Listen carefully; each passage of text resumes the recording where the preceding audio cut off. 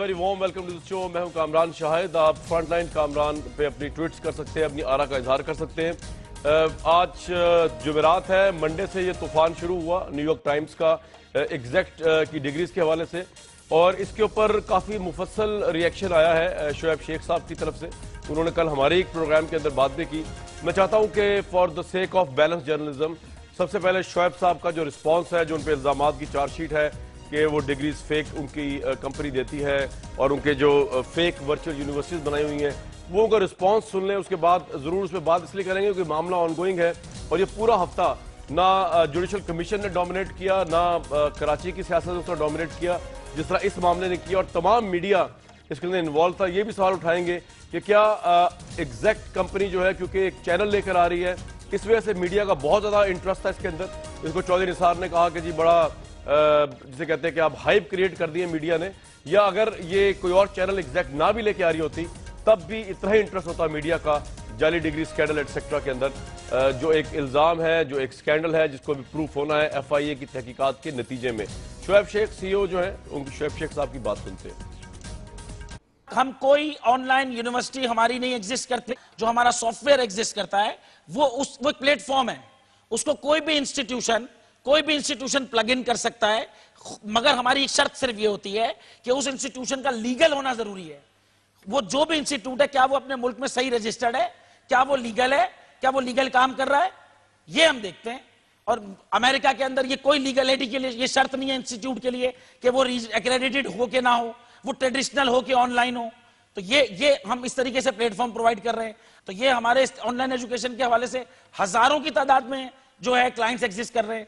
हम जिन किसी को भी हम जो प्रोवाइड कर रहे हैं सर्विसेज, हमारे हर पार्टनर, हर एसोसिएट के एड्रेस एग्जिस्ट कर रहे हैं।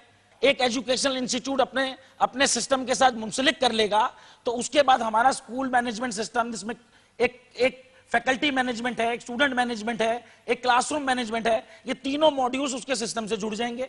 उसके स्टूडेंट्स का डेटा उसमें आ जाएगा, उसकी फैकल्टी का डेटा उसमें आ जाएगा, और उसके थ्रू उसकी क्लासरूम मैनेजमेंट के टीचर क्या पढ़ा रहा है और स्टूडेंट क्या पढ़ रहा है, टीचर क्या इम्तिहानात लेता है, स्टूडेंट क्या जवाब दे रहा है, उसके क्या नंबर हैं, उसकी क्या ग्रेडिंग, ये सारा एक सिस्टम है जिसको वो इस्तेमाल कर सकेगा। हम बैक ऑफिस सर्विसेज भी प्रोवाइड करते हैं। हम उस इंस्टीट्यूट के लिए टेलीफोनिक कन्वर्सेशन भी देते हैं सर्विस। हम उस इंस्टीट्यूट के लिए चैट सर्विसेज भी प्रोवाइड करते हैं।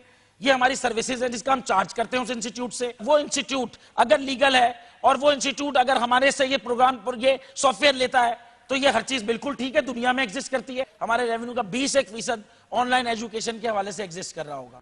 जी लुबे लुबाब, ये शोएब शेख साहब का वो कह रहे हैं कि हम ऑनलाइन सॉफ्टवेयर प्रोवाइड करते हैं जो डिफरेंट यूनिवर्सिटीज यूज करती हैं, और उसके जरिए वो जो कुछ भी करती है वो उनकी जिम्मेदारी है, लेकिन इनकी जिम्मेदारी ये कि लीगल होना चाहिए यूनिवर्सिटी को, वो ये चेक करते हैं और उसकी जिम्मेदारी लेने को तैयार है। हमारा सलमान गनी साहब मौजूद हैं, मजहर अब्बास साहब मौजूद है, air marshal retired Shah Latif साहब मौजूद, हारून रशीद साहब मौजूद हैं। हारून रशीद साहब, अगर जो आपने बात सुनी शोएब साहब की, पहली दफा कल उनका रिस्पॉन्स आया, आपके ख्याल में जो न्यूयॉर्क टाइम्स की स्टोरी है उसमें से हवा निकली है इनके रिस्पॉन्स से, या हवा भरी रहेगी? ये रिस्पॉन्स काबिले एतमाद नहीं है आपके लिए? बात वाज़ेह नहीं हुई, इसलिए कि जिन यूनिवर्सिटियों को वो लीगल करार दे रहे हैं वो लीगल तो नजर नहीं आती हैं किसी तरह। जो मिसालें दी हैं न्यूयॉर्क टाइम्स में, उसमें यह है कि इम्तहान लिया ही नहीं जाता और फीस भी कोई एक नहीं है, किसी की $4000 फीस है और किसी की एक हिसाब से $4 लाख फीस भी ली गई है 1 अरब से। और वो मोहन जो है दुबई का, जो कंस्ट्रक्शन फर्म में है, तो उसको बार बार धमकियां दी गई। हमें कभी किसी ने अमेरिकन एम्बेसी का नुमाइंदा बनकर अफसर से धमकी दी, कभी UAE गवर्नमेंट का। तो उसकी एक एक नुक्ते की तरदीद करनी चाहिए। अच्छा, अगर ये यूनिवर्सिटियां इनकी नहीं है फर्ज कीजिए, तो एहानत मुजरमाना तो इससे साबित होती है अगर वो वाक़या जो बयान किए गए सही है। फिर उन्होंने बहुत ताखीर की, 72 घंटे के बाद उसका जवाब दिया है। तो उन्हें उसी वक्त जब ये स्टोरी छपी थी सुबह 9 बजे, ज़ाहिर है उन्हें मालूम था 2 बजे 3 बजे तक, शाम तक वो एक सीधे बयान जारी करते, और मीडिया ये नहीं कर सकता था कि उनका बयान न दे। उसकी बड़ी अहमियत थी। लेकिन उन्होंने सोशल मीडिया पे तो बयान दे दिया था अपना उसी दिन शाम को, रात को। वो हमने नहीं, दूसरों ने बयान देने का क्या मतलब है? उन्हें अखबारात को वो बयान भेजने चाहिए था, टीवी को देने चाहिए था, उनके इर्द गिर्द जहां दीदा अखबार नवीसों का पूरा एक जमघटा है, जाहिर है उनसे उन्होंने अच्छा हारून साहब, ये बात होगा। बताइए किस हद तक ये जो है वो एग्जैक्ट वालों की ये बात सही लगती है कि वो कहते हैं क्योंकि हम एक मीडिया ग्रुप लेके आ रहे हैं इसलिए पाकिस्तान का सारा मीडिया ग्रुप जो है हमारे पीछे पड़ गया और यूज कर रहा है एग्जैक्ट की खबर को, वरना इतनी बड़ी खबर नहीं है। नहीं, बड़ी खबर है। देखिए ना, कवर स्टोरी है न्यूयॉर्क टाइम्स की, तो उसे नजरअंदाज कैसे किया जा सकता है। दूसरी ये स्टोरी में ये देखा जाता है, मैं न्यूज एडिटर रहा हूँ, जो हमारे दूसरे साथी हैं उनका भी तजुर्बा होगा न्यूज रूम का बाज का। खबर बोलती है, खबर बताती है। बहुत सी खबरें हम रोक देते हैं, बड़ी सनसनीखेज खबरें होती है। मतलब एक जमाने में खबर आई थी, मैं एक अखबार का न्यूज एडिटर था, कि फलान पॉलिटिशियन जो है वो रह गया और उसे वहां ब्रीफिंग दी गई, तो मैंने फेंक दी। बतेरा दफ्तर वाले कहते रहे, वो बड़ा नामवर रिपोर्टर था। मैंने कहा जतोई साहब, गुलाम मुस्तफा जतोई साहब, तो गुलाम मुस्तफा जतोई नंबर 1 ऐसे आदमी नहीं है। नंबर 2, उनके वो इसराइल से ताल्लुकात रख सकते ही नहीं है, ये अक्ल की बात नहीं मानती। दूसरी बात यह है कि फर्ज कीजिए ऐसा हो, जो बहुत मुश्किल है फर्ज करना, तो उन्हें लंदन में ब्रीफिंग वो कर सकते थे। उसके लिए उन्हें तलबी बुलाने की क्या जरूरत है, जो कपा नहीं रहेगा। लंदन पे एयरपोर्ट पे बहुत से पाकिस्तानी हो सकते हैं। तो बहुत सी खबरें आती है जो हम फेंक देते हैं, चाहे वो कितनी अहम नजर आती हो। ये खबर ऐसी नहीं है जिसमें चीजें सब्सटेंशिएट करने की कोशिश न की गई हो। बातें बात गलत हो सकती है। आप जहाँ उनका ये कहना कि चूंकि हम एक मीडिया ग्रुप लेके आ रहे हैं, तो आप इसका एक मफरूजा है। वो मफरूजा ये है कि वो मीडिया ग्रुप लेके ना आ रहे होते तो फिर क्या होता, फिर भी ये खबर इसी तरह छपती। इसकी अहमियत इतनी थी। अगर पूरा अमेरिका में, यूरोप में, दुनिया भर में हमारी बदनामी हो रही है और जाली यूनिवर्सिटियों से लाखों लोगों को लूटा जा रहा है, बिल्कुल ठीक जी, इसमें रिएक्शन तो होना ही था, बिल्कुल फितरी था। हारून साहब मेरे साथ ही रहिएगा। मजहर अब्बास साहब, आप शुएब साहब की जो गुफ्तगू आपने सुनी, तो क्या आपके नजदीक न्यूयॉर्क टाइम्स की खबर उस तरह अब स्टैंड करती है जो उन्होंने रिस्पॉन्स दी है कि जी ये सॉफ्टवेयर हम प्रोवाइड करते थे, यूनिवर्सिटी से हमारा कोई ताल्लुक नहीं है, और जो उनका जो उन्होंने पॉइंट दिया कि जी क्योंकि हम एक चैनल लेके आ रहे हैं इसलिए सारे चैनल्स ने इसको ओवर एग्जैजरेट करके इस खबर को हमारी करेक्ट असोसिएशन की है। व्हाट्स योर टेक मजहर साहब? देखिए कामरान, इसमें 2-3 चीजें हैं जिसे हमें समझना चाहिए। एक चीज ये कि ये उनका एक पर्सपेक्टिव हो सकता है कि शायद सारे चैनल इसलिए उठा रहे हैं इस खबर को और इतनी हाइप क्रिएट कर रहे हैं क्योंकि हम एक चैनल लेकर आ रहे हैं। ये हो सकता है, उनका एक पर्सपेक्टिव हो सकता है। और इसमें किसी हद तक वो भी हो सकती है कि मीडिया के लोगों को, जाहिर है ये उन मालकान को ये कंसर्न्स हो सकती हैं, लेकिन एग्जैक्ट की स्टोरी का इससे ताल्लुक नहीं है। एग्जैक्ट की स्टोरी न्यूयॉर्क टाइम्स ने छापी है, किसी पाकिस्तानी चैनल्स के न्यूज़पेपर्स ने नहीं छापी। ठीक। और न्यूयॉर्क टाइम्स के एक बहुत ही मोतबर सहाफ़ी ने छापी है, जो एक रिप्यूटेड जर्नलिस्ट है, पाकिस्तान को पिछले कई सालों से वो कवर कर रहा है। और न्यूयॉर्क टाइम्स अपनी स्टोरी पे स्टैंड कर रहा है। असल चीज़ ये है, और ये बहुत इंपॉर्टेंट चीज़ है, कि न्यूयॉर्क टाइम्स अपनी स्टोरी पे, उसकी लीड स्टोरी है, उसके बाद उसका एक एडिटोरियल आया है, और जहां तक मेरी मालूमात हैं अब तक उनको डिफेमेशन का कोई नोटिस नहीं मिला है। अगर डिफेमेशन वो कर रहे हैं, ये राइट है एग्जैक्ट का कि अगर वो समझते हैं, जिस तरह शोएब शेख साहब जो वजाहत कर रहे हैं, ये वजाहत की मुझे ज़रूरत नहीं है, ये वजाहत की ज़रूरत है न्यूयॉर्क टाइम्स को। और अगर न्यूयॉर्क टाइम्स अपनी स्टोरी कर रहा है, तो जहां एक तरफ न्यूयॉर्क टाइम्स की क्रेडिबिलिटी का सवाल है, डेल्कन वॉल्श की क्रेडिबिलिटी का सवाल है, तो एग्जैक्ट अगर ये समझ रहा है कि उसकी क्रेडिबिलिटी डैमेज हुई है और एक बेसलेस स्टोरी है उसके बकौल, तो उसे न्यूयॉर्क टाइम्स को टेक ऑन करना चाहिए। दूसरी बात ये कि पाकिस्तानी मीडिया और ख़ास तौर पे 2 चैनल्स ने उसको इसलिए ज़्यादा उसको किया क्योंकि आपने अपने जवाब में उन चैनल्स को अक्यूज़ किया, उन पाकिस्तानी चैनल्स को आपने अक्यूज़ किया कि उन्होंने ये स्टोरी गालिबन प्लान खास तौर पे एक्सप्रेस को। तो अगर ये है तो फिर जाहिर है आप क्या एक्सपेक्ट कर सकते हैं। राइट। हाँ, मतलब एक्सप्रेस देखे ना, तो फिर उस चैनल का वो क्या रिस्पॉन्स होगा, वो रिस्पॉन्स उसका ट्रीटमेंट कैसा है। लेकिन मदर साहब, आपको लगता है कि एक आम आदमी का रिस्पॉन्स और एक जर्नलिस्ट का रिस्पॉन्स जो है वो सेम होना चाहिए, मतलब जज्बातियत कि उससे इज्तराब करना चाहिए चाहे अक्यूज ही कर दिया हो? बिल्कुल नहीं होना चाहिए। देखें 2-3 चीजें, देखें कामरान, 2-3 चीजों को अवॉइड करना चाहिए था चैनल्स को जी। एक तो ये कि जो एम्प्लॉइज हैं एग्जैक्ट के, वो एम्प्लॉइज अक्यूज नहीं हैं, उनके चेहरे, उनके विजुअल्स इस तरह नहीं दिखाने चाहिए जिस तरह हम दिखा रहे हैं उनको। हमें उनके चेहरे ब्लर करने चाहिए थे। हमें इस तरह एक पढ़ी लिखी कम्युनिटी को और एक पढ़े लिखे नौजवानों को इस तरह नहीं पेश करना चाहिए।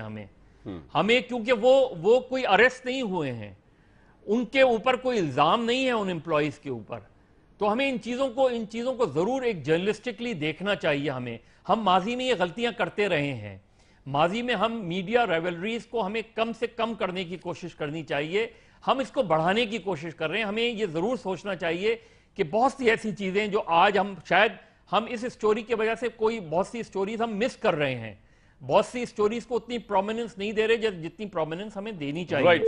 तो ये एक डिबेट है जिसे मेरा ख्याल है कम्युनिटी में जरूर करना चाहिए। राइट। शाह लतीफ साहब, ये मिस्टर वॉश जो है, इनको तो कहा गया कि एस्टैब्लिशमेंट ने पकड़ा था कि पाकिस्तान के खिलाफ रिपोर्टिंग करते हुए, और इन पे इसलिए इनको नापसंदीदा शख्स करार देकर निकाल दिया गया था। आपके नजदीक जो है अभी ये रिस्पॉन्स आ रहा है एग्जैक्ट कंपनी की तरफ से, और जिस तरह इस सहाफी को भी क्रिटिसाइज किया जा रहा है, आपका अपना टेक क्या है? क्या इस तरह का सहाफी जो है उसकी खबर की क्रेडिबिलिटी है आपके लिए? आपको खुद भी ताल्लुक दिफाई इदारों से रहा है। देखें, दो पहलू हैं। एक पहलू तो ये है कि ये स्टोरी बजाते खुद काफ़ी ताकतवर स्टोरी है और उसको सब्सटैंशिएट करने की कोशिश भी की गई है, लिहाजा उसको तो हम हरगिज़ नज़रअंदाज नहीं कर सकते। इसका मतलब ये हुआ कि ये नहीं इस वक्त हमने देखना कि इसका लिखने वाला कौन है, हमें तो ये देखना कि इस स्टोरी के अंदर इल्ज़ामात क्या हैं और पाकिस्तान के ऊपर इसका क्या असर होने जा रहा है। मैं समझता हूँ कि पाकिस्तान के ऊपर बिल्कुल बहुत बड़ी बदनामी का एक धब्बा लगेगा अगर ये वाकई सच साबित होती है।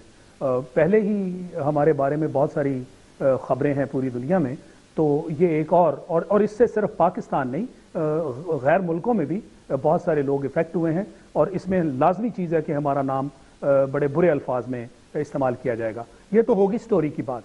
जो आपने सवाल किया डेक्लन वॉल्श का, मैं आपसे एग्री करता हूँ, हम हरगिज़ उसको क्रेडिबिलिटी का सर्टिफिकेट नहीं दे सकते। अगर आप माजी में देखें तो 2011 के इर्द गिर्द जब ये सहाफ़ी पाकिस्तान में कवर करता था, ख़ासकर हमारी फोर्सेस को, जनरल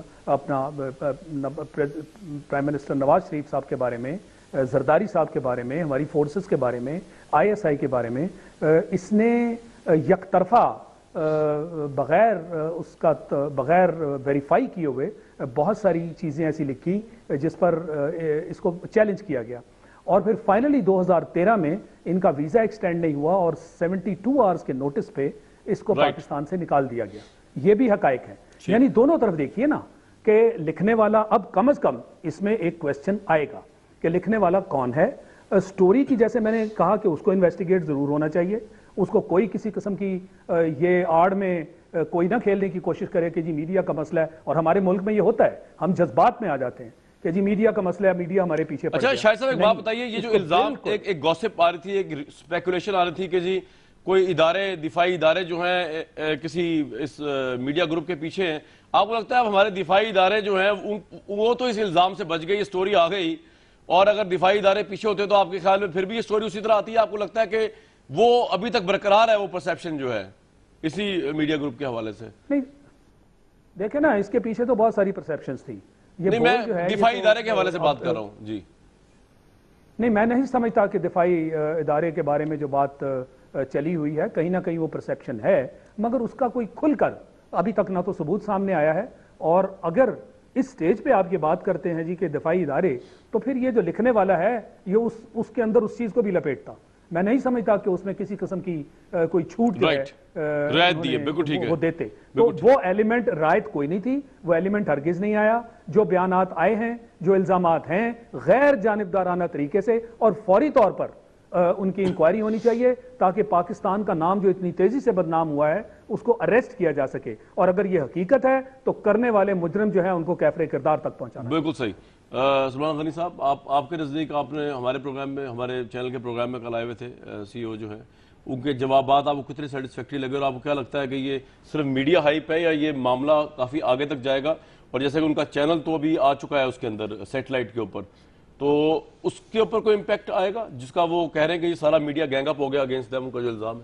देखें कामरान साहब, मेरे ख्याल में कि जो कवरेज हुई है मीडिया की, पहले तो हमें वो डिस्कस करना चाहिए, चूंकि आज पाकिस्तान के मीडिया के हवाले से बहुत सारे सवालात उठ रहे हैं, और मैं समझता हूं कि कवरेज के हवाले से तो दो आरा हो सकती हैं।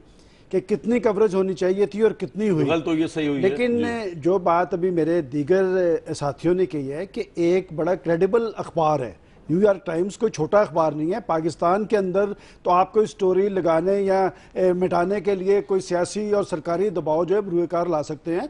और आज की बात मैं आपको बताऊं कि मिस्टर वाश ने आज फिर इसरार किया अपनी स्टोरी पे, और उनका ये कहना है कि मेरे पास शवाहद मौजूद हैं और अगर मुझे कोर्ट में भी जाना पड़ा तो मैं कोर्ट में जाऊंगा। और कामरान, जो स्टोरी, जो क्रेडिबल स्टोरी होती है, हमेशा एडिटोरियल उस पर लिखा जाता है।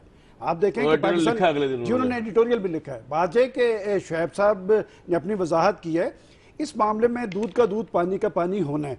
और जो पाकिस्तान के अदारे, मैं समझता हूँ कि पाकिस्तान के अदारे तो एक्सपोज हुए हैं कि आखिर क्या वजह है कि इतने इतने बड़े स्कैंडल्स, इतनी बड़ी जालसाजियां पाकिस्तान के अंदर होती हैं, आपकी हुकूमतों के अंदर होती हैं, आपके अदारों के अंदर होती हैं, लेकिन आपके अदारों को उस वक्त हरकत में आते हैं जब कोई बहुत बड़ा वाकया होता है। मैं समझता हूँ कि चौधरी निसार अली खान ने जो बात कही है, एक तो बड़ी इंपॉर्टेंट बात आ गई बोल टीवी के हवाले से कि रहमान मलिक साहब भी उसकी तरदीद कर रहे हैं कि मैंने लाइसेंस नहीं दिया, चौधरी निसार साहब भी तरदीद कर रहे हैं। अब ये बात आ गई कि निगरान दौर में, क्या निगरान दौर का ये इख्तियार था कि उन्हें तो आपने जिम्मेदारी दी थी पाकिस्तान के अंदर शफाफ इंतखाबात करवाने की, और निगरान दौर के वजीर दाखिला कौन थे जिन्होंने ये इकदाम किया है?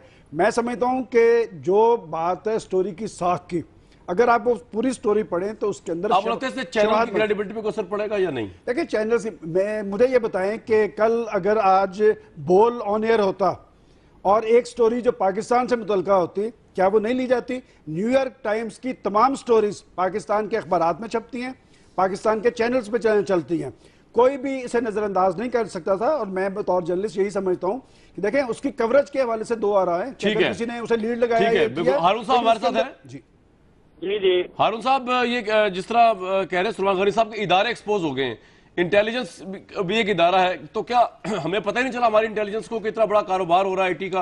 अगर हो रहा है, अगर ये इल्जाम सही है। हमें पता था, बिल्कुल पता था। ये सारी एक ग्रुप मालकान अखबारात का मिला वजीर आजम से बहुत पहले, उन्होंने सारी बातें उन्हें बताई। हुक्मरानों को एतराज ही नहीं है किसी चीज पे, जो मर्जी होता रहे। उसूलन तो ये होना चाहिए था कि FBI हमारी FIA खुद ही इनिशिएटिव लेती, ISI लेती, IB लेती, और बहुत से अदारे, हर गली मोहल्ले में इस चीज पे बात हो रही थी, यानी शकूक थे, बात चीजें यकीन से कही जाती थी, तो उसको सॉर्ट आउट करना होता है। हर चीज का आम शहरी को पता होता है। हर अखबार के दफ्तर में, TV के दफ्तर में इस पे बहस हो रही थी, हर पॉलिटिकल वर्कर इस पे बात कर रहा था। नहीं पता था तो नवाज शरीफ को नहीं पता था। पत्ता पत्ता बूटा बूटा हाल हमारे जाने है, और जाने न जाने तो गुल ही न जाने, बाग तो सारा जाने है। राइट, वाह जी वाह, साहब तो आपने कमाल कर दिया। मैं शायद एंड में कहेंगे जाने तो जाने नवाज शरीफ साहब। लेकिन एक रोज पहले हमारे कुछ साथी एंकर्स जब शुएब शेख साहब का इंटरव्यू कर रहे थे तो मैं बड़ा हैरान हुआ कि बात ये कि वो वजातें दे रहे थे और वो साथ अपनी अर्जियां डाल रहे थे कि हम आपसे दोबारा भी मिलेंगे। वो तो ऐसे लग रहा था कि बाकी जो रह गए बाकी वो भी तैयार बैठे हैं। अच्छा। मैं समझता हूं कि ये एक ऑन कैमरा देख रहे थे आप या ऑफ कैमरा? जी मैं देख रहा था कि बात ये कि एक शख्स को एक एंकर जो एक दूसरे चैनल से था, मैं हैरान हो रहा था कि वो कह रहा था कि मैं आपसे दोबारा भी मिलूंगा। बात ये कि आप जरूर मिले तो मिलने और देखें कामरान साहब, एक सबसे इंपॉर्टेंट सवाल जो लोगों के अंदर डिस्कस हो रहा है, अगर मेरी वर्थ 50,000 है, ठीक है, और मुझे 25 लाख की ऑफर हो, तो कम से कम मुझे ये तो जानना चाहिए कि मैं जिस अदारे के अंदर जा रहा हूं 25 लाख मुझे क्यों ऑफर किया जा रहा है। और जिस कंपनी की बात है ये 60 लाख से शुरू हो रही है, और आपको बहुत बेहतर पता है कि वहां पर बड़े पैकेज कंपनी 60 लाख से, बोल तो 60 लाख से शुरू नहीं हो रही। नहीं, मैं आपको बोल कर बता रहा हूँ कि वो 60 लाख से शुरू हो रही है, जिस कंपनी का आगाज 60 लाख से हो रहा है, और आपको पता है कि वहां पर कितनी कितनी बड़ी ऑफर। मैं चाहता हूं देखें जिस अदारे में आप जा रहे हैं, आप सोच के, जिन अदारों में हम काम करते हैं हमें पता है कि क्या ये चीज भी डिस्कस की जानी चाहिए कि कोई एक इदारा मीडिया ग्रुप जो है वो इतने बड़े बड़ी ऑफर्स क्यों कर रहा है चैनल एम्प्लॉयज को? ये तो अच्छी बात है हजूर मदर साहब, आपको, मुझे, सुलेमान गनी साहब को, हारून साहब को बड़ी बड़ी ऑफर्स हो, इसमें बुरी बात क्या है? देखिए कामरान, हमें तो जो छोटी ऑफर करे उसके बारे में भी सोचना चाहिए। अच्छा, कि आपके कुछ बुनियादी उसूल होते हैं सहाफत के, जिसको हमें मद्देनजर रखना चाहिए। और जिस इदारे में हम काम कर रहे हैं उस इदारे में रह के भी आप अपना डिसेंट बरकरार रखें कि आपको अगर उसकी पॉलिसी से इख्तलाफ है तो आप उस इख्तलाफ को चाहे उसकी मैनेजमेंट के सामने रखें ऑन एयर ये बात करें, लेकिन कुछ आपको दरअसल उन उसूलों के साथ समझौता नहीं करना चाहिए। सही। बाकी जाहिर है आप और मैं एम्प्लॉइज हैं, सलमान गनी साहब एम्प्लॉइज हैं, हम एक चैनल में आज काम कर रहे हैं, कल दूसरे चैनल से ऑफर हो सकती हैं, तो हमें उन एथिक्स जो एथिकल जर्नलिज्म है उसके जो बुनियादी उसूल हैं उसमें हमें कॉम्प्रोमाइज नहीं करना चाहिए। बाकी जाहिर है मैं और आप खुद इस पोजीशन में नहीं हैं, और ना शायद मेरा ख्याल है कभी हो सकते हैं कि हम खुद चैनल्स लॉन्च करें। Right. ये चीजें जरूर हमें गौर करनी चाहिए, इन चीजों पे जरूर इन उसूलों पे जरूर हमें पाबंद रहना चाहिए, और कोशिश करनी चाहिए कि जो जर्नलिस्ट फर्टर्निटी है हम उसके दरमियान एक इत्तेहाद जरूर बरकरार रखें। अच्छा मदद साहब एक बात बताइए, उसके दरमियान सर मुझे एक बात उसूलों को बताइए, जरूर ये आपका बरकरार पॉइंट तो आ गया, ये गवर्नमेंट की परफॉर्मेंस देखें, जब आती है ना बात इंटेलिजेंस इदारों के ऊपर, तो वो भी हम बजाय उनको काउंट करने के हम बात मुद्दा डालते हैं गवर्नमेंट के ऊपर। तो इंटेलिजेंस इदारे तो इस मुल्क के इंडिपेंडेंटली जनाब काम करते हैं, तो आपके नजदीक ये इंटेलिजेंस इदारों की नाकामी है अगर ये न्यूयॉर्क टाइम्स की खबर दुरुस्त है, उनको पता नहीं चला या उन्होंने रिपोर्ट नहीं किया हुकूमत को, या हुकूमत और इंटेलिजेंस इदारे दोनों की नाअहलियत है, अगर ये वाकया सही है न्यूयॉर्क टाइम्स का? वो छोड़ें आप, नहीं सिर्फ वो छोड़ें, आप मुझे बताएं कि एफबीआर को ये कब पता चला? सही। एफबीआर किधर थी? आज क्यों एफबीआर आ गई सामने? माफ कीजिएगा, रेवेन्यू बोर्ड क्यों एकदम अचानक आ गया? क्या उनको पहले नहीं पता था इन चीजों का? तो हमारे यहाँ जो है वो रिएक्शनरी पॉलिटिक्स होती है, हमारे यहाँ रिएक्शंस होते हैं, एक्शंस नहीं होते। हम देखते हैं कि हाँ गवर्नमेंट का मूड इस तरफ है तो हम इस तरफ लग जाते हैं, फिर देखते हैं गवर्नमेंट का मूड इस तरफ है तो रिस्ट्रेन की बात होगी तो रिस्ट्रेन हो जाएंगे, रिफ्रेन की बात होगी तो रिफ्रेन करेंगे हम। Right. तो ये जो हमारे एटीट्यूड्स होते हैं मुख्तलिफ इदारों के, वो हुकूमतों को देख के फैसले करते हैं कि हमें किस तरफ जाना है। राइट व्यूअर्स, वक्त हुआ एक ब्रेक का, बात करेंगे कराची के हालात पे भी। वहाँ से जो लोग पकड़े गए, हैरानगी होगी कि मदरसे तो बेचारे वैसे ही मुफ्त में बदनाम है। यहाँ तो जो पढ़े लिखे वेस्टर्न एजुकेशन में पढ़े लिखे, कोई इंजीनियरिंग के तालिब इल्म, किसी और चीज़ के तालिब इल्म है, वर्स्ट तरीन टेररिज्म में मुब्तला है। सिंध गवर्नमेंट बैठी हुई है जिसके मुतालिक किसी को एतमाद नहीं सिवाय जरदारी साहब के। इसमें बात करेंगे जब वापस आते हैं प्रोग्राम ब्रेक के बाद।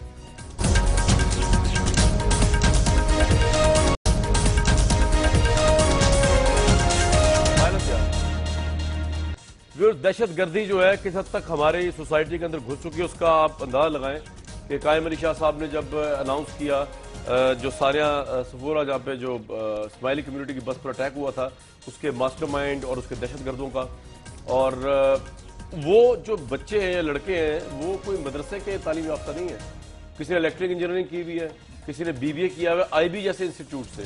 तो इससे आप अंदाजा लगाएं कि ये किस हद तक ये नेगेटिव आइडियोलॉजी जो है पाकिस्तान में एक चैलेंज है फौज के लिए और हुकूमत के लिए। अगर मैं शाहिद लतीफ़ साहब आपसे बात करूं, शाहिद साहब ये तो बहुत बड़ा चैलेंज है कि हमारे नेक्स्ट जो बैठा हुआ बच्चा है वो टेररिस्ट हो सकता है, उसके लिए कोई मदरसे का तालिब इल्म होना जरूरी नहीं है, मदरसे तो बिला वजह बदनाम किए हुए लोगों ने। देखिए बात ये है, पहली बात कि जी ये जो कहा जा रहा है कि कराची में उन लोगों को पकड़ा जो यूनिवर्सिटी के तालिब इल्म थे, लिहाजा मदरसों से ताल्लुक़ नहीं है। देखें एक बात तो हम तय कर लें कि ये जो इंटेलिजेंस एजेंसीज होती हैं वो सिर्फ रिस्ट्रिक्टेड नहीं होती मदरसों से बच्चों को पिक करने के लिए, उन्होंने तो अक्रॉस द बोर्ड उन्हें जहाँ से लोग मिलेंगे, ऐसे लोग जो उनसे पैसे लेकर अपने मफाद की खातिर कोई किसी किस्म का अट्रैक्शन जिसके अंदर इन्वॉल्व होगा वो उनका काम कर देंगे। ऑपरेटिव्स तो पाकिस्तानी है ना, इसमें कोई दो राय नहीं कि अगर रॉ इन्वॉल्व है तो हमारे लोगों को इस्तेमाल कर रही है। और हमारे लोग कौन हैं ये भी आपको मालूम है कि TTP जो ग्रुप है या इस तरह के जितने भी ग्रुप थे वो मजहब के नाम पर जो काम कर रहे थे वो मजहबी काम तो नहीं था, और इसमें हमें मालूम है कि कितना पैसा उनको मिलता था। हमें यह मालूम है कि असला कहाँ से आता था, असला भी बाहर से आया, पैसा भी बाहर से आया और उनको इस्तेमाल किया गया। तो इंटेलिजेंस एजेंसीज जो होती हैं अगर वो यूनिवर्सिटी से किसी को पिक कर लें तो ये नहीं कहना चाहिए कि जी हम कह रहे हैं कि मदरसे। आपको एक मजे की बात बताऊं कि आज शाहिद लतीफ साहब, मजे की बात ये कि DG रेंजर्स ने बताया है कि ये चारों मुजरिम जो थे ये पहले पकड़े गए थे, उसके बाद इनको पुलिस ने रिहा किया हुआ है। अंदाजा लगाया आप जरा कराची लॉ एंड ऑर्डर को। तो ये तो इस मुल्क में हमारा रोना यही है ना, हमारा रोना और क्या है। अभी थोड़ी देर पहले जो डिस्कशन हो रही थी और आप कह रहे थे ये कैसे हो गया कि FBR को नहीं पता, FIA को नहीं पता, मैं समझता हूं उन सबको पता था और मैं समझता हूं इसकी भी इन्वेस्टिगेशन होनी चाहिए। और जो हुकूमत को चीजें बताते हैं नहीं बताते उसमें तो कोई फर्क नहीं पड़ता। पाकिस्तान में तो क्या इससे पहले इतने बड़े बड़े इनकम स्कैंडल टैक्स का शाहिद लतीफ साहब का मुकदमा भी कायम होता है, तो अगर आप दे दिला दें तो वो मुकदमा फारिग हो जाता है। मुकदमा बनाते भी इसलिए बहुत से केसेस में हर चीज दे दिला से मुकम्मल हो जाती है जी। आपके यहाँ मेहरान बैंक का स्कैंडल, आपके यहाँ रेंटल पावर का स्कैंडल, आपके यहाँ LNG का स्कैंडल, हम सब समझते हैं कि ये गलत कारियां हैं, मगर उसके बावजूद एक्शन नहीं, तो इसका क्या मतलब है? Right. कि दे दिला के आप सब चीजें कर सकते बिल्कुल हैं। ठीक। तो पाकिस्तान में अनफॉर्चुनेटली ये हमारा सबसे बड़ा अलमिया है। जैसे आपने अभी बात की कि पुलिस जो है, ये तो हम रोना रो रहे हैं कि दहशतगर्दी पे हमने काबू क्यों नहीं पाया, कि जी पुलिस उसमें इफेक्टिव नहीं है। और ये अलमिया देखिए कि जो आपका नेशनल एक्शन प्लान आया है उसकी पूरी इमारत जो है, उसकी बुनियाद जो है वो तो पुलिस है, मगर उस नेशनल एक्शन प्लान के जो 20 नुकात हैं उसमें पुलिस का जिक्र ही नहीं।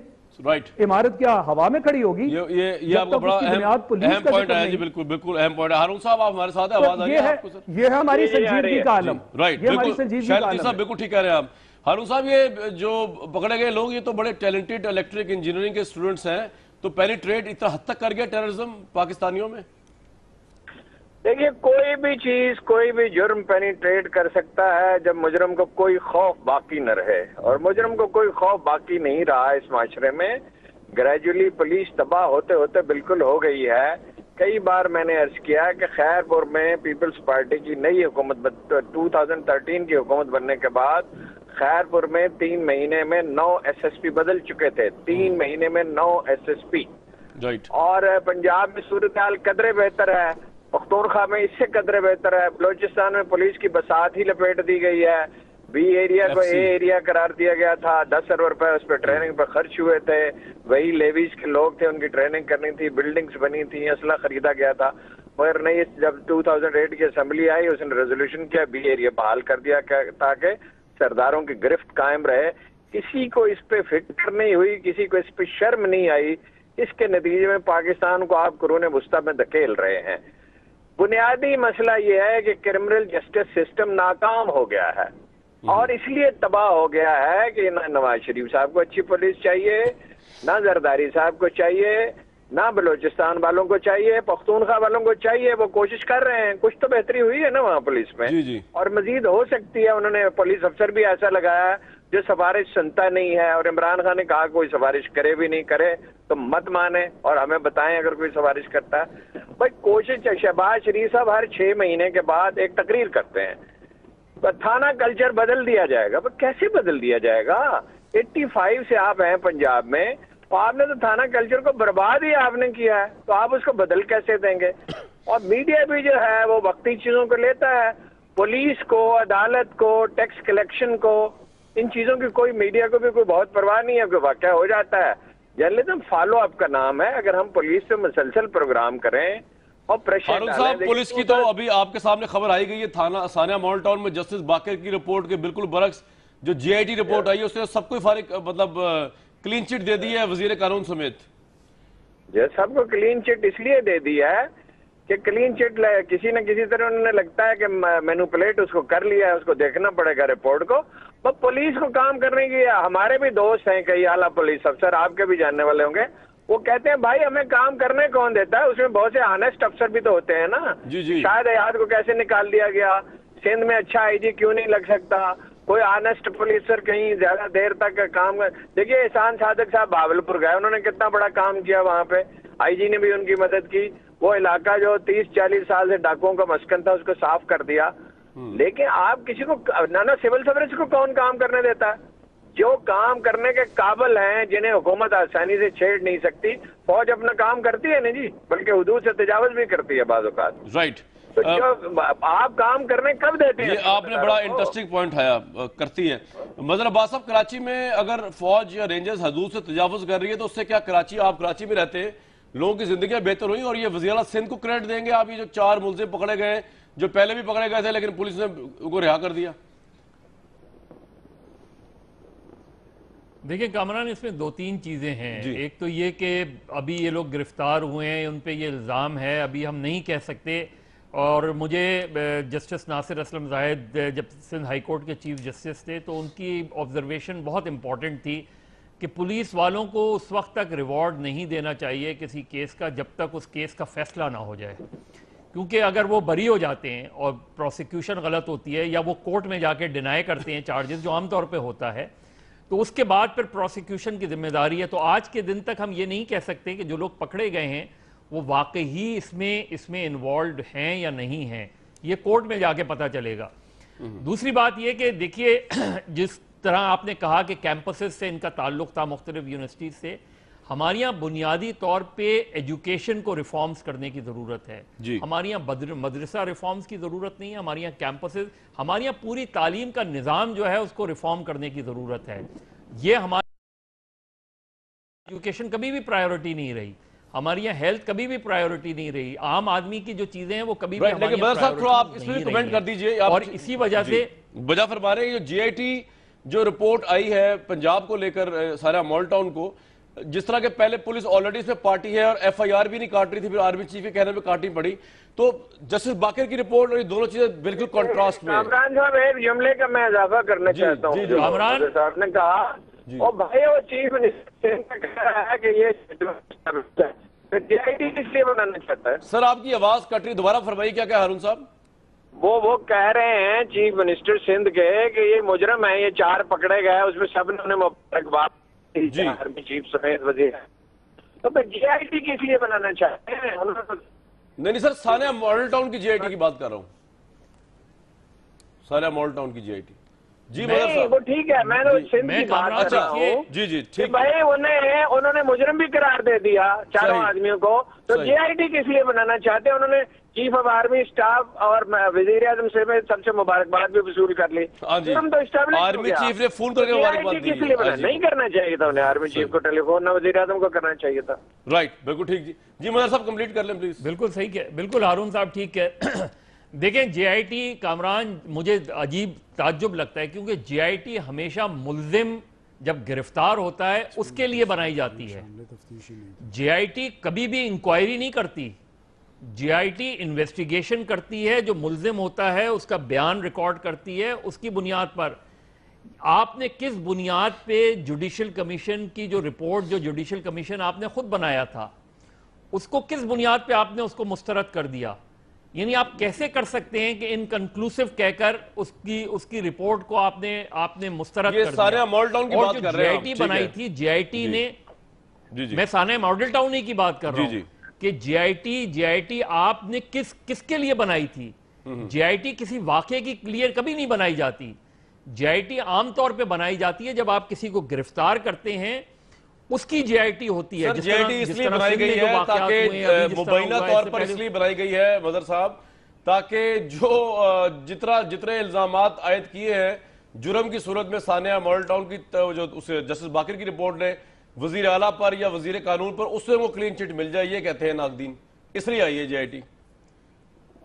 नहीं तो पहले तो ये बताए ना, पंजाब गवर्नमेंट ये बताए कि जो जुडिशल कमीशन की रिपोर्ट थी उसको किस बुनियाद पे मुस्तरद किया, पहले उसका ये बयान तो आना चाहिए सामने। देखिए, बात जो आपने कही है कि इसमें जस्टिस बाकर की रिपोर्ट अपनी जगह पे है और GIT में जब मुतस्सरा फरीक ही शामिल नहीं है।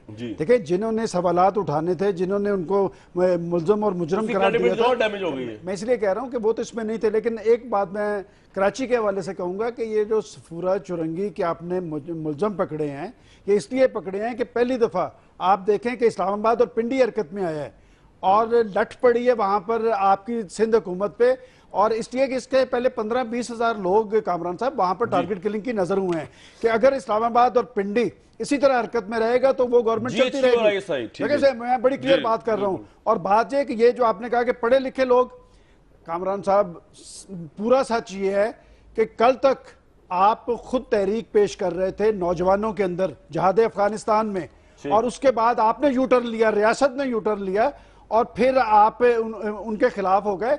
मैं समझता हूं जब तक आप एक लाइन ड्रॉ नहीं करेंगे कि हम अपने कौमी मफादात के तहफ़्फ़ुज़ के लिए पाकिस्तान के एजेंडा पे गामजन रहेंगे, वाशिंगटन के एजेंडे पे नहीं, तब पाकिस्तान के अंदर काम होगा। मैं ब्रेक बजाने से पहले शायद लतीफ़ साहब आपको कमेंट भी ले लूं, GIT जो आई है ये कितना बड़ा मजाक है या संजीदा GIT है सानिया मॉडल टाउन के साथ?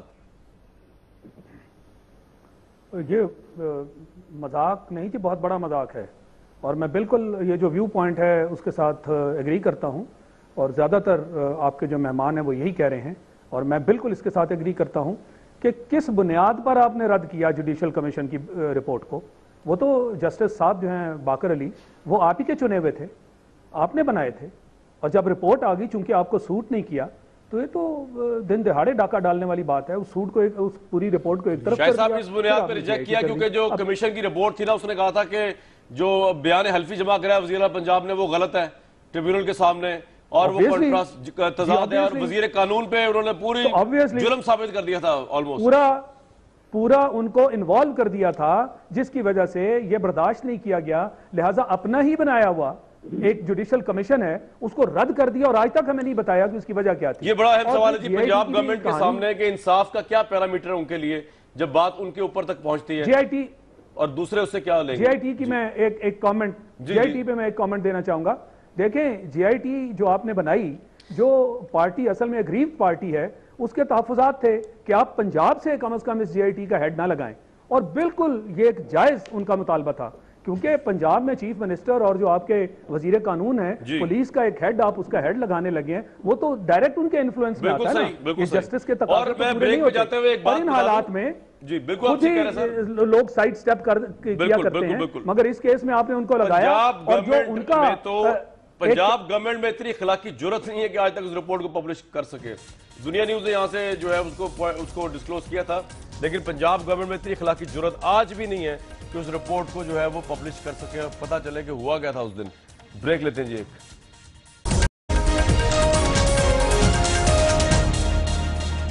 व्यूअर्स, प्रोग्राम के बिल्कुल आखिरी हिस्से में आ गए। अभी हम बात कर रहे थे कराची की, और वज़ीर आला सिंध की बात हो रही थी कि उन्होंने बड़ा कारनामा दिखाया कि उन्होंने वहाँ से मुल्ज़िमान पकड़े, लेकिन हमारे पास ये इत्तलात भी है, मैं आपको शेयर कर लूँ कि बेसिकली आर्मी चीफ जो थे वो ये वाक़या हुआ जब बस पे हमले का, तो उससे अगले दिन आई से हेडक्वार्टर चले गए, और 2 दिन उन्होंने कराची में गुजारे हैं, और उसके अंदर उनका जो स्ट्रिक्ट जो ऑर्डर था वो एपेक्स कमेटी को, और जो सिक्योरिटी के हेड है वहाँ पे वो आर्मी है, आर्मी चीफ है, वो यही था कि इन मुल्ज़िमान को जो है, इन मुजरिमों को हर सूरत पकड़ा जाए, और ये वो प्रेशर था आर्मी चीफ का, जिसके बाद जो है वो वहाँ पर इंटेलिजेंस शेयरिंग हुई पुलिस के साथ भी, और ये 4 मुल्ज़िमान पकड़े गए। काश ये सब कुछ जो है वो आर्मी चीफ के प्रेशर के बगैर होता, और सिंध की पुलिस जो है वो इस काबिल हो कि वो अपनी जिम्मेदारी का तयन करते हुए, और वहाँ की हुकूमत जो है वो अपनी टांगों पर खड़ी हो कि ये तमाम मुल्ज़िमान जो उन्होंने पहले पकड़ के छोड़ दिए थे, वो अगर उन्होंने ना छोड़े होते तो आज ये सानिया देखने को ना मिलता, और अगर मेरिट पे पुलिस जो है भर्ती हो, और जिसमें सिंध हुकूमत अपनी जो है वो सिफारिशात बीच में ना लाए, तो ये तमाम मामला फौज ना कमांड कर रही हो, बल्कि ये सिविलियन अथॉरिटी खुद कर रही हो। आज का प्रोग्राम था, जाते जाते एक दफ़ा फिर पंजाब गवर्नमेंट ने जीआईटी रिपोर्ट तो ले ली है, जो भी यहाँ से भी आ गई है, अच्छी बात है, मेरिट पे होगी, लेकिन थोड़ी सी इखलाकी जुर्रत दिखाते हुए सानिया मॉल टाउन की उस कमीशन की रिपोर्ट ज़रूर निकालें, शाया करें, जो उन्होंने खुद ही बनाया था, और जिसके बाद वज़ीर आला पंजाब ने कहा था कि मैं इस्तीफ़ा दे दूंगा अगर उन्होंने मुझे जिम्मेदार ठहराया। ज़रा से खोल के पढ़ी, पता चलेगा कि जिम्मेदारान जो हैं हुकूमत के अंदर बैठे हुए हैं, हुकूमत खुद भी है, अगर उसको शाया कर दें और ख़ुद पढ़ लें ज़मीर की रोशनी में। हमें नेक्स्ट वीक तक के लिए इजाज़त। बना आपका पसंदीदा कर्शी जामे शीरी।